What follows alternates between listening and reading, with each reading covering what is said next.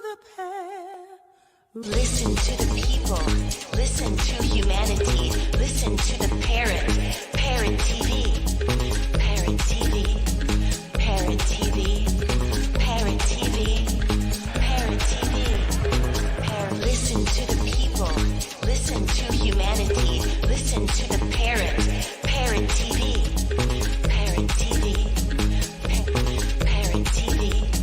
Parrot TV. Parrot TV. Listen to the people. Listen to humanity. Listen to the parrot. Parrot TV. Parrot TV. Parrot TV. Parrot TV. Parrot TV. Parrot TV. Parrot TV. Parrot TV. Parrot TV. Parrot TV. The Literary Corner, brought to you by New York Parrot TV, the voice for humanity. Hello, welcome to New York Parrot's Literary Corner. It's a fine Sunday, and I'm Dustin Pickering, your noble and honest host. Today we have with us, on episode 214, Scott Thomas Outlar. Scott Thomas Outlar lives and writes in the suburbs outside of Atlanta, Georgia. His work has been nominated for the Pushcart Prize and Best of the Net. He guest edited the Hope Anthology of Poetry from Culture Cult Press, as well as the 2019, 2020, and 2021 Western Voices edition of Set You Mag. He has been a weekly contributor at Dissident Voice for the past 7 years.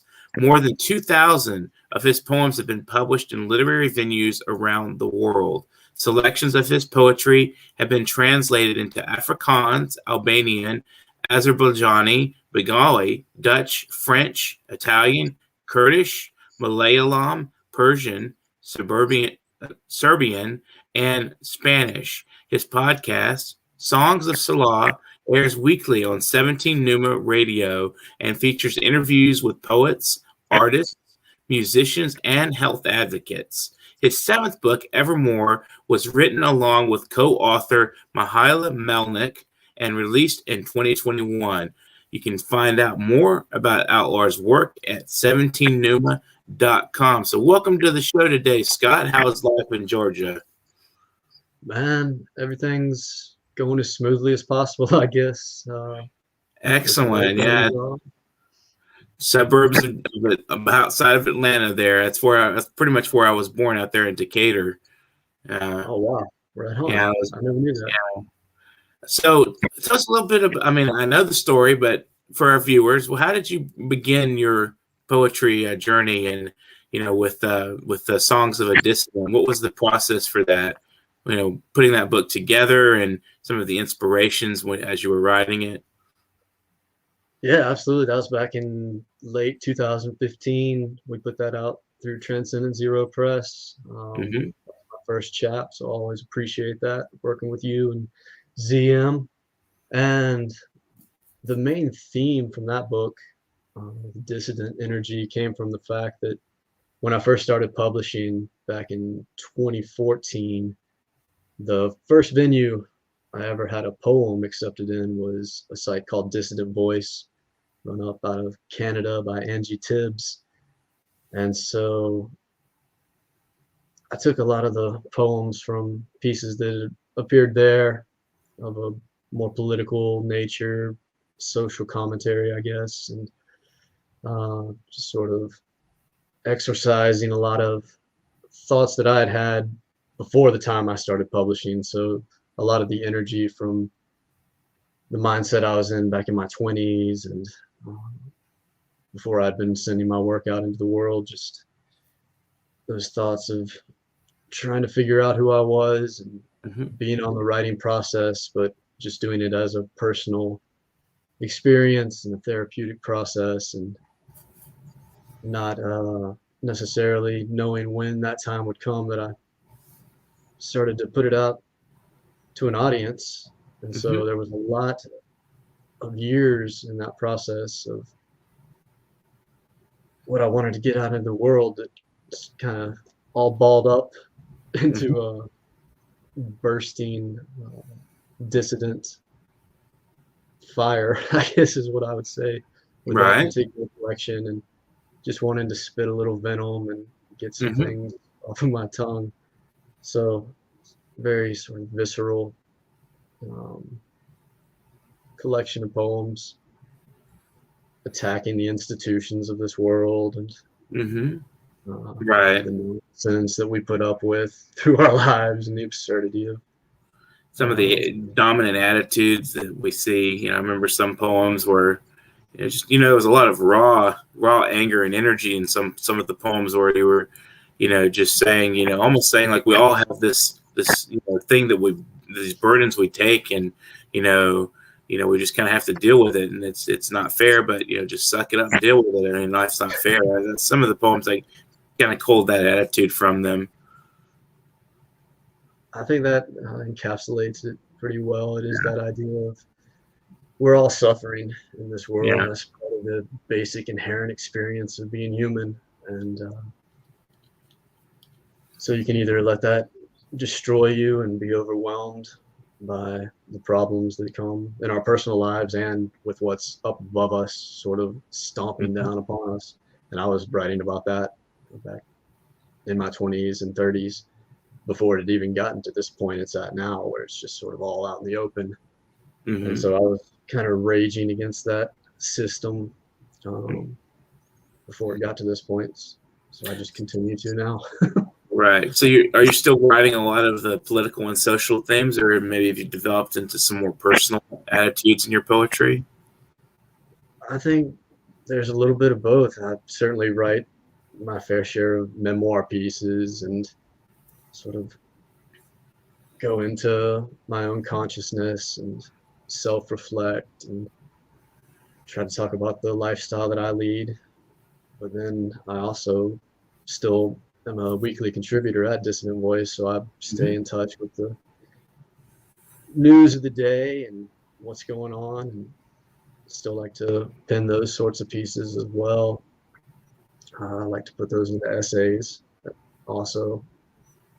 Mm-hmm. And I mean, I've got a lot of different styles that I try to dance back and forth between depending on what my mood is or what type of energy I'm in at a particular point in my life. I like to be abstract and sort of cryptic and esoteric in a lot of stuff I write too, just because I find that to be interesting personally, and that's sort of the style that first maybe pushed me in toward lyrical writing and poetry itself, back listening to 90s music, Nirvana and Pearl Jam, Silverchair.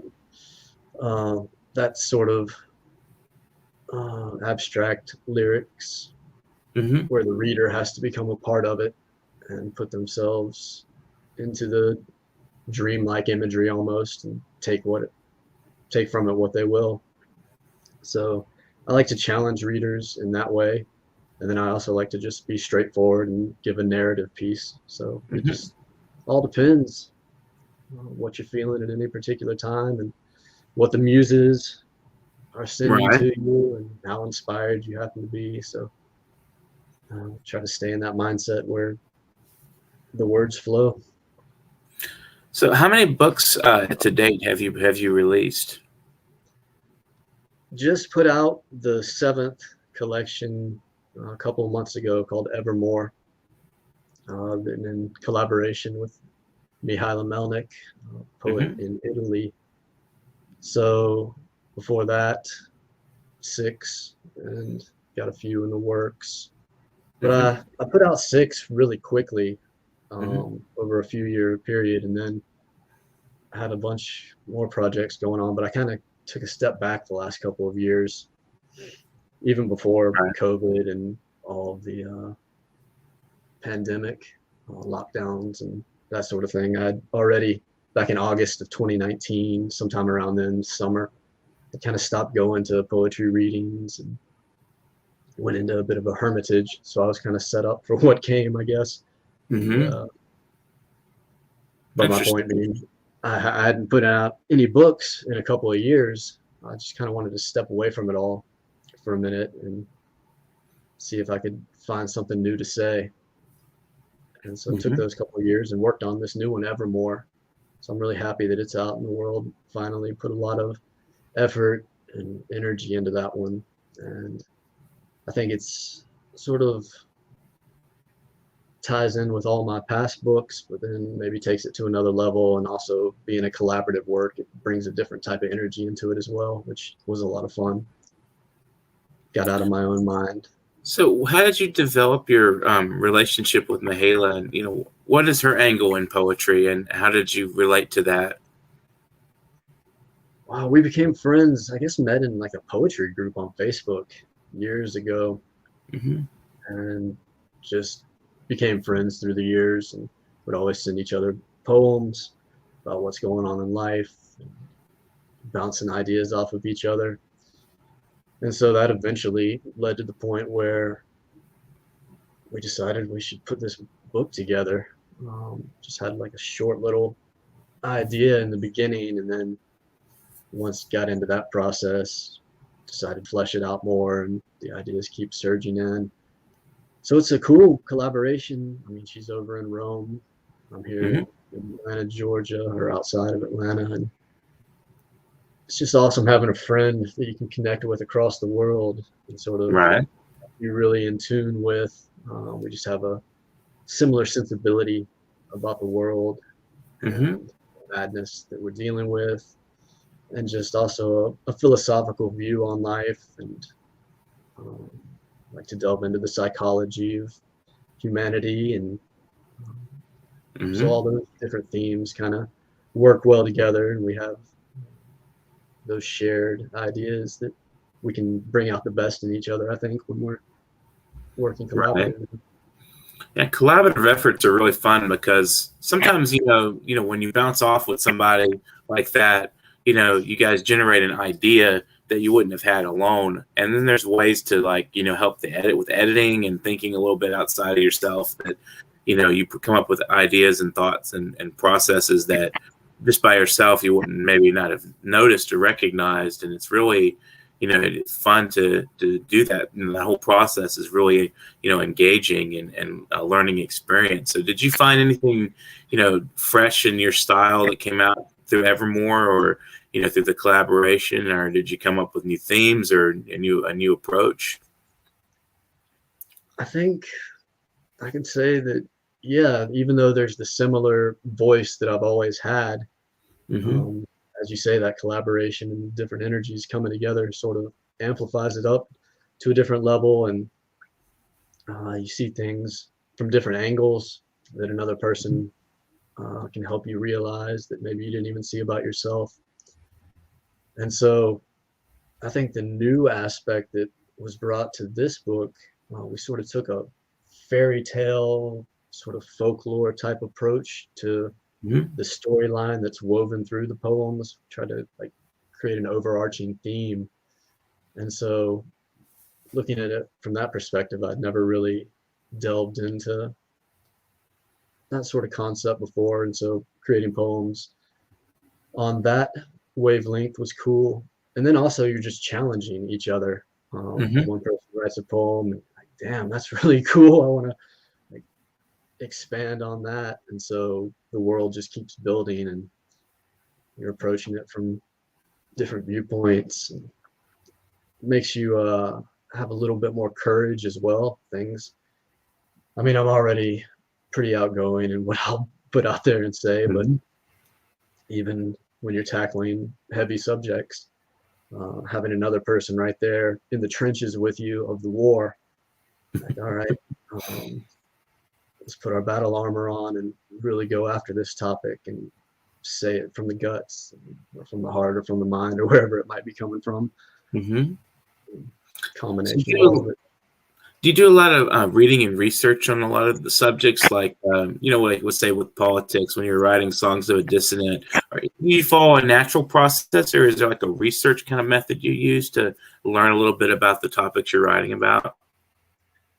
I try to stay on top of the news cycle, however you want to put that, and the Hmm. different narratives that are out in the world, whether it be from the left or the right or the middle or whatever group this is or group that is. I like to go out and put my arms around as much of it as possible, because most people are coming at it with an agenda, and so you have to see through all the different agendas as best as possible. So Mm-hmm.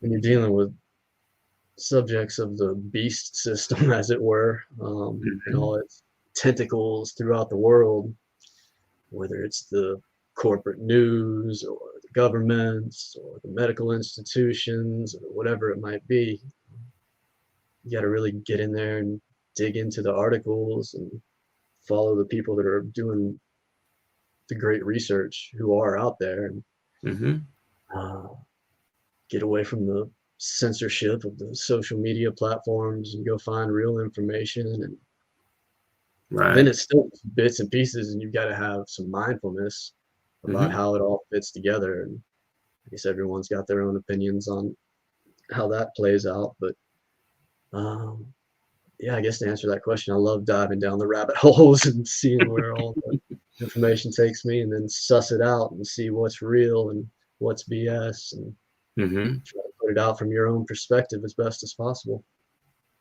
Right. Definitely, it's a process of uncovering a lot of the, like you say, agendas, because it seems like all these media sources have their particular ideologies and what they're promoting and what they're trying to convince you of. And it's almost easy. A lot of the mainstream sources, you already know some of them, where they're coming from, what they're trying to tell you. And you look at it and you're just like, yeah, that's BS.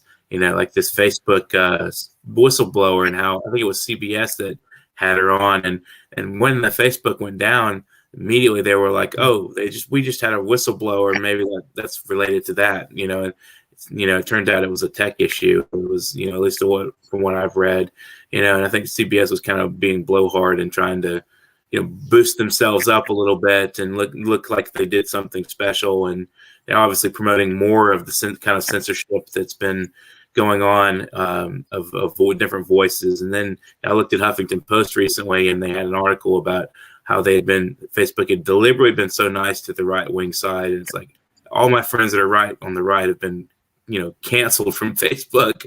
Yeah. All have been very vocal about their right wing views, have been pushed off. And in fact, that they've been, people have had to form their own networks in a lot of places. And I've seen the liberals just continuously reiterating the same stuff, and it's like, I don't see any censorship of the left, and as much nearly as bad. And these guys that are on these platforms are pretty liberal. Why would they want the conservative voices off? I looked at that and I went, I think that's probably crap. you know? Yeah, when it comes to Facebook and Twitter and Google and Instagram and Apple and all these major media corporations, the national or international, I should say, conglomerates, I think they definitely Mhm. have an agenda. And that's one thing I've noticed about, um, the whole left-right concept in itself.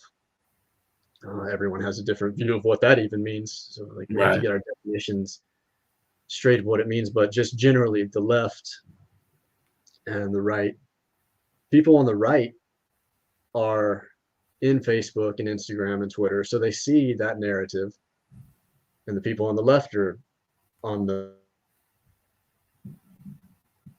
Looks like we lost Scott.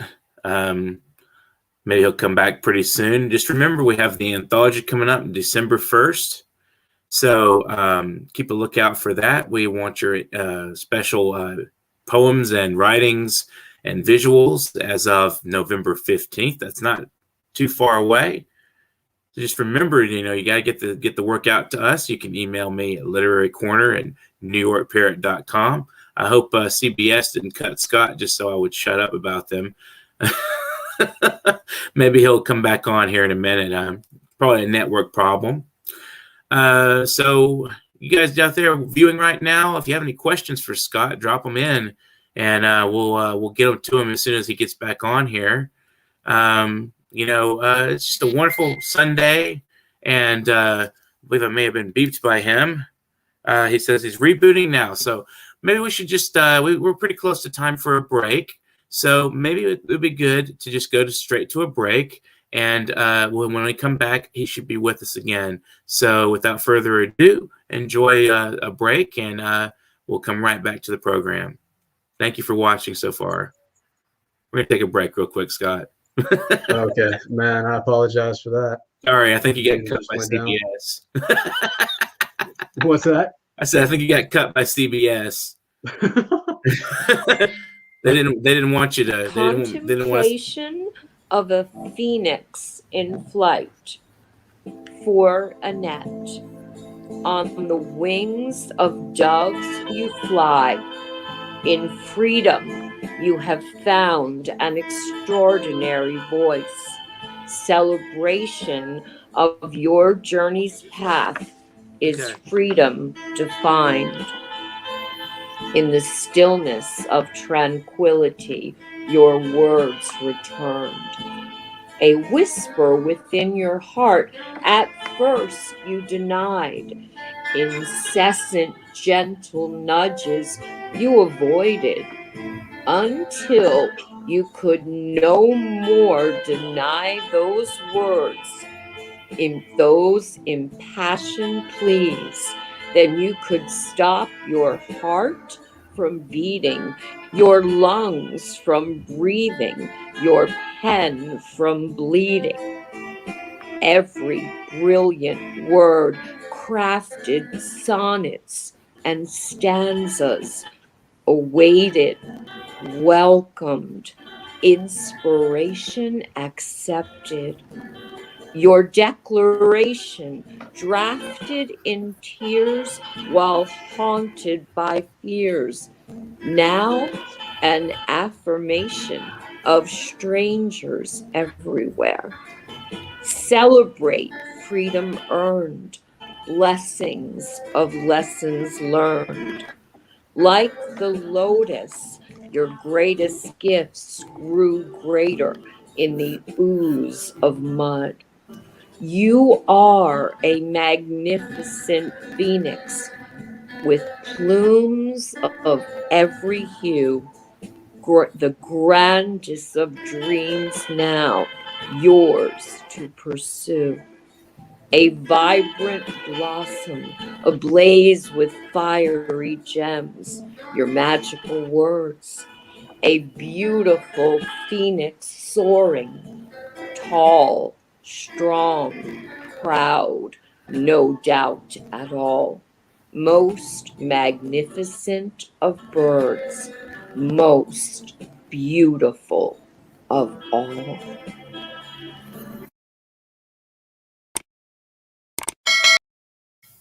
Well, thank you so much, Jill Sharon Kimmelman, for that wonderful presentation. And it's very appropriate because the cover of Songs of a Dissonant is a phoenix. We went through a process of getting that artwork. I can't remember the artist's name, but it was a beautiful artwork done. And the book cover design was Glenn Monroe Irby, who unfortunately passed away about a year and a half ago. He's a wonderful man and did a great job on that cover. So the Songs of a Dissonant, I'm just going to plug the book there from Transcendent Zero Press. You guys check that out. So, Scott, why don't you read us a couple of poems? Okay, right on. Christos Karapanos was the that's right. I remember on that. I think he's from Greece. Yeah, it's very beautiful. It looked like it was kind of a digital artwork. Yeah, he did it through a platform I can't think of at the moment, but yeah, Glenn did a good job with that. All right, apologies for my computer crashing there with anyone. All right. Going with the flow. I'm going to read some pieces from the new book, Evermore. Okay, excellent. Love to hear it. This is a piece called Ham and Havarti on Sourdough. This is a scripture about animals on the farm, of which I am one, a chronicle of their actions, swine and lion factions, a fascination with the trough. This is a tale about the moo cow, golden milk and rawhide leather, a howl from the slaughtering fields, 12 score of eggs divide in fractions, a scrap of cake for the holy geese. This is a rant about cheese in the cellar, of rats and wine where weasels roam, a chant about foxes lost in the hen house, pecking order, clutched pearls and crown, a blanket from the shearing season.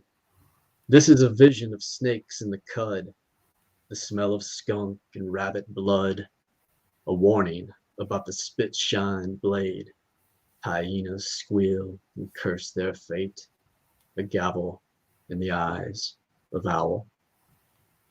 And that piece from Evermore sort of sets things up with some of the characters that appear throughout the collection. Kind of an homage to George Orwell's Animal Farm in 1984. Very descriptive. And so some of those themes kind of play out throughout the collection, but bring them up there at the beginning in one of the early pieces. All right, this is one from the section, kind of gets into big tech and the beast system type of energy that we're dealing with. That's one of the themes of the book as well. It's called Giving In to the Beast. The lifeless machine extends a metal tongue. It darts in front of me, forked and hissing with electrical static, pulsating with distortion, hacking into my frayed synapses. I am captured prey. The visions are infinite and multitudinous. Anything my heart or lust desires manifest in the blink of an eye as fingers click and tap away at plastic appendages of death, made wireless now, so the swamp of electromagnetic interference will never lose the unholy crusade it wages against the pure consciousness of our collective mind.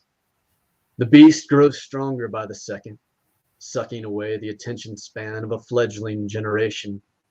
Children of the future are hung out to dry as the spiraling cascade toward zombification intensifies in its rush to reach an exponential flashpoint and bring about the 0-point singularity. I should have known better, should have had more sense, but the intoxicating allure of data and information draws me in like a junkie moth toward the solar corona. I enter seeking knowledge and higher wisdom, yet somehow wind up staring distractedly into a dark oblivion of dancing cats and idle gossip. There is no hope, the screen seems to say, as the pop-up ads methodically go about their seedy work, hypnotically inducing me deeper into a suggestible trance. You are part of the system. Welcome to the club. Resistance is futile. Just press the like, love, laugh button and help share, spread the damn file virus. Left, right, lockstep marching, enter code. That's Giving Into the Beast. It's a very interesting ending there. It's almost like in 1984, he says he couldn't help it. I love Big Brother, that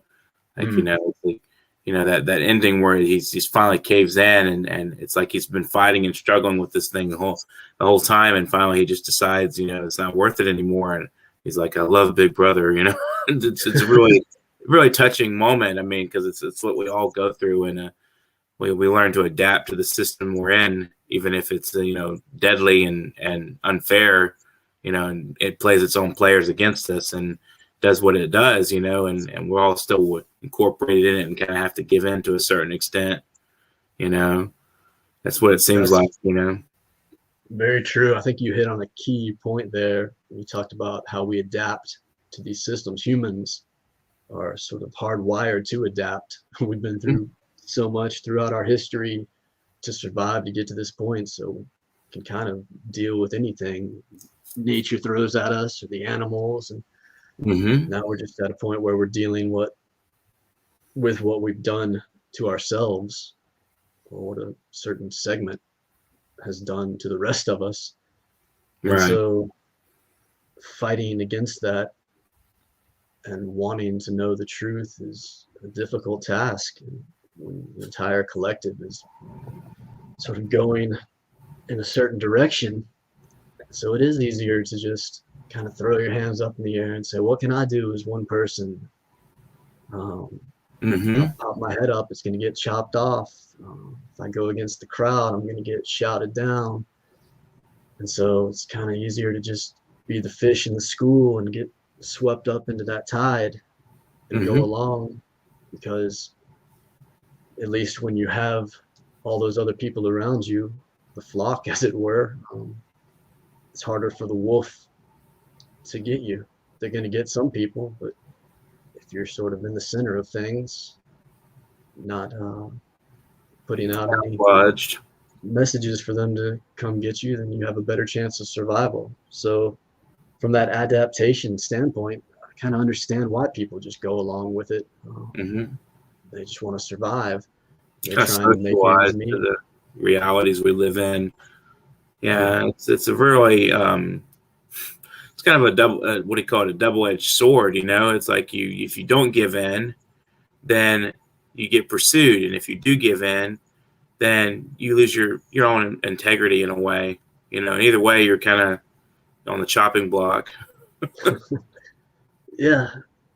Fortunately for me, I think I've always just had a rebellious streak right through my soul since I was a child, and so it's kind of born for this moment. In a way, I think of it. In a way, I think we're all here for a reason, and we have our own destiny and karma that's playing out.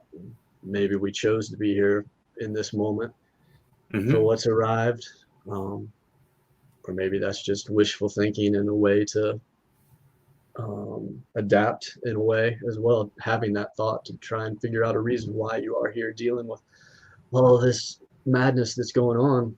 Right. But I think when you do approach it from that perspective and kind of find your self-sovereignty, say, okay, there is a reason why I'm here, and I'm going to just do my best from that speck that I am amongst the sea of the world. And you start realizing at a certain point where it's not your job to change the entire world or to dismantle the institutions or the system. Right. It's your job to get in tune with who you are as a person, find your purpose in life, and then have that strong core, live in a state of mindfulness and have a solid perspective about what's going on around you.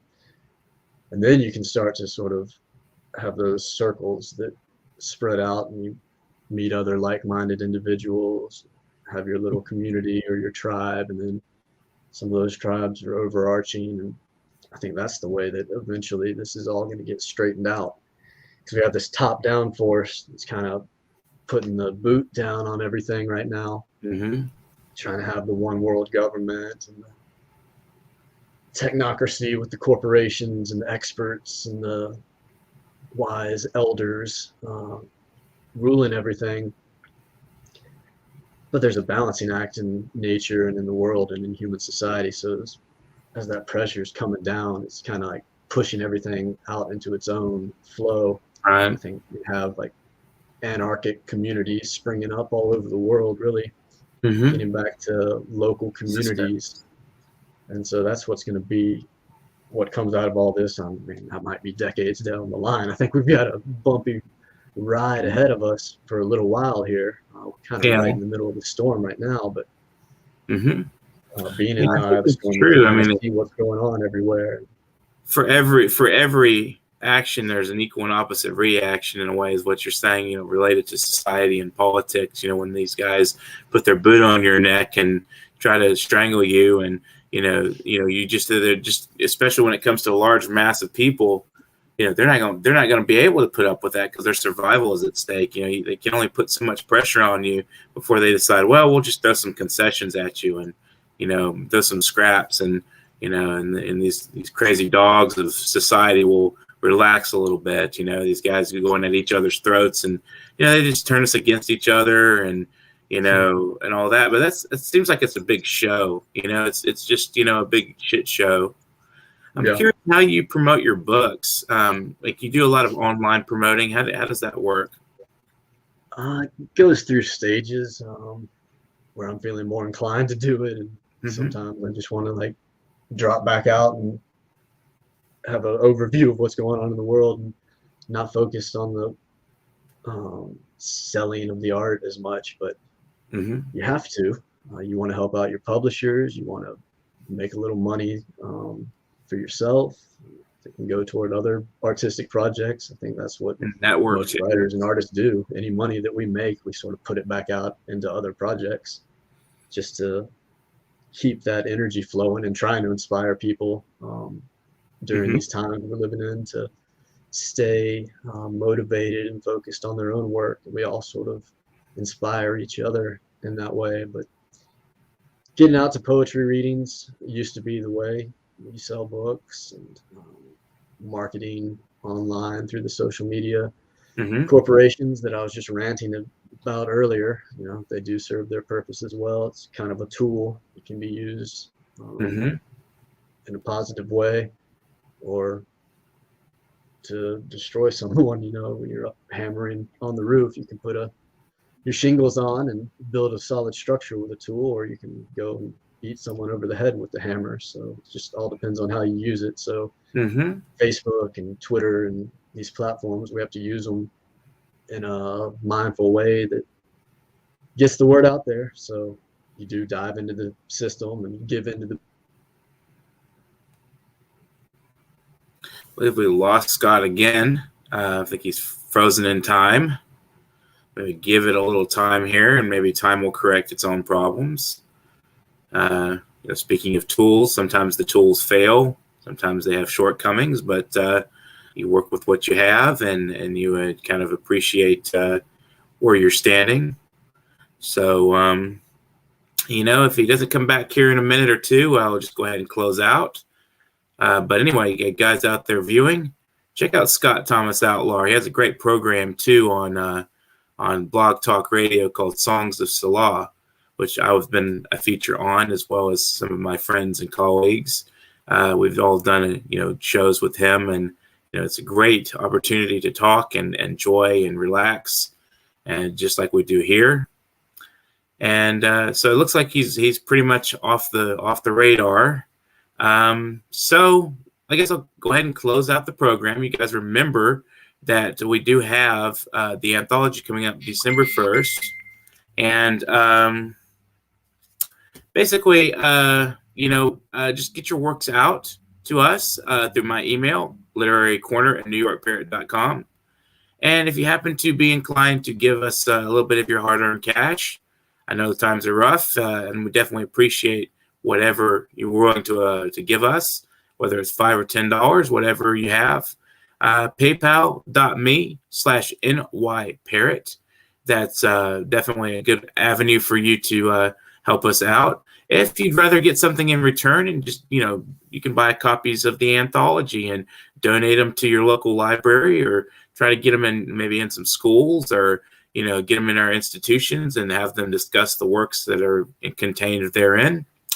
And if not, if you don't want to support us in a monetary way or through buying the book, you can be on the program, and we're not going to charge you. We're not looking for your money. We want to talk with you. We want to enjoy, promoting your books, promoting your perspectives. You can get in touch with me, Dustin Pickering, at literarycorner@newyorkparrot.com, and please suggest to your friends and family, anybody who is an artist or writer. Get them involved in our program. We need more guests on the program. We do this a daily show. It's sometimes hard to keep up. So help us out in any way you can.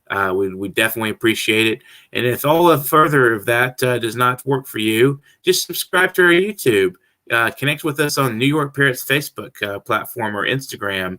We'll definitely keep in touch with you there. You can also comment on the show. Leave comments while it's going on. So definitely do that. So if you haven't subscribed to the YouTube, hit that red button, blink, blink, blink, and you will be subscribed, and you will know when we come up on the show. We do different times. So just keep in touch with us through that subscription, and you'll know when we're online. Also, New York Parrot's Facebook page will inform you when we're coming available on the live platform. So thank you all for viewing today, and thank you to Scott. I'm sorry Scott got lost in the matrix there. He got sucked back up into the cosmos. He's still sitting in Atlanta, in the suburbs of Atlanta, but it was great to talk with him and get some ideas and get things flowing. And thank you so much for sharing your work with us, Scott. And to all you readers and writers out there, have a great afternoon and get to reading and writing. Don't stop. Don't stop thinking about tomorrow as the song goes. Keep your platforms moving. Keep in touch with us here at the New York Parrot. So just keep it going. Have an excellent afternoon. The prisoner. I can still smell you on my pillowcase, in the comforter and sheets. Thought about doing laundry, but decided to keep you with me just a little while longer. Riding giants.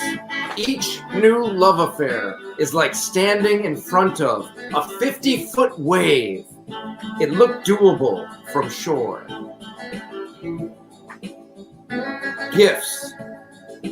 The son of a bitch left me broke and blacked out, with a stripper's name written in black Sharpie on my forearm, 3 bright orange traffic cones in my bedroom, and a 2-day hangover. He is the best friend ever.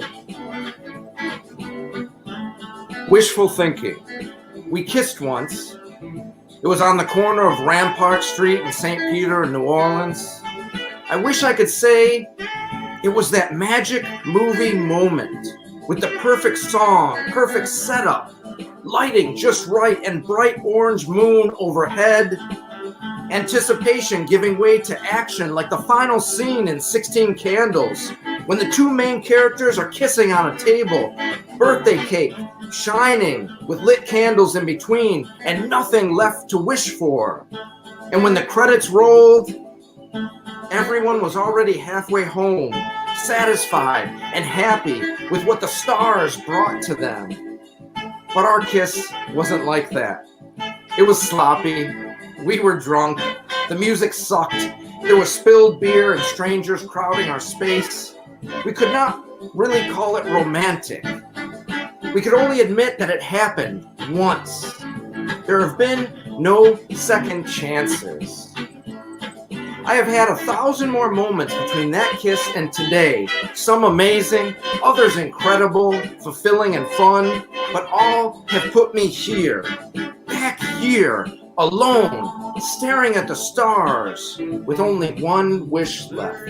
Corner, brought to you by New York Parrot TV, the voice for humanity.